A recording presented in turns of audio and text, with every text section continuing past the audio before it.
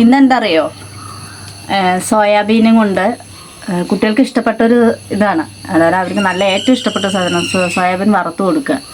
ഇതാണ്. ഇപ്പോൾ തലേന്ന് ഞാൻ വെള്ളത്തിലിട്ട് വെച്ചിട്ടുണ്ട്. അതൊക്കെ കുതിർന്നിട്ടുണ്ട്. ഇനി ഇത് നന്നായി കഴുകി എടുത്തിട്ട് മുളക് പൊടി, മഞ്ഞൾപ്പൊടി, കറിവേപ്പിൻ്റെ ഇല, ഉപ്പൊക്കെ ഇട്ടിട്ട് സിമ്പിളായിട്ട് നമുക്ക് വറുത്തെടുക്കാം. കുട്ടികൾക്ക് സ്കൂളിലേക്ക് കൊടുത്തു വിടാൻ എളുപ്പമാണ്.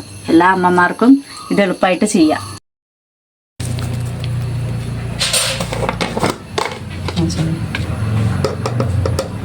മഞ്ഞൾപ്പൊടി,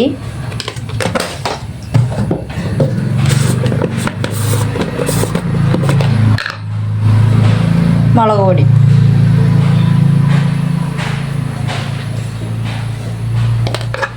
ആവശ്യത്തിന് ഉപ്പ്, എല്ലാം പാടെ ഒന്ന് നന്നായി മിക്സ് ചെയ്ത് കൊടുക്കുക.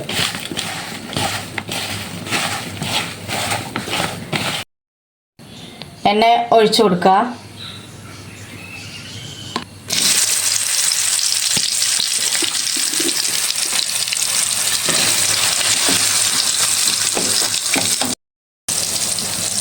ഇടയ്ക്ക് ഇതൊന്ന് ഇളക്കി കൊടുക്കണം.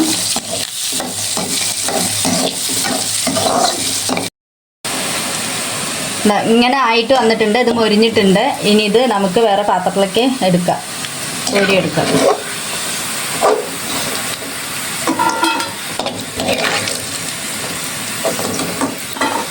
അപ്പോൾ ഇത് റെഡി ആയിട്ട് വന്നിട്ടുണ്ട്. ഇതാണ്ടോ, നന്നായി മൊരിഞ്ഞ് വന്നിട്ടുണ്ട്.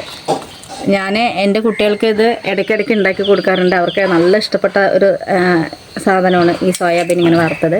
അപ്പോൾ എല്ലാ വീട്ടമ്മമാരും ഇത് അവരുടെ മക്കൾക്ക് ഉണ്ടാക്കി കൊടുക്കുക. എന്നിട്ട് എല്ലാവരും ടേസ്റ്റ് ചെയ്ത് നോക്കുക, അഭിപ്രായം പറയുക.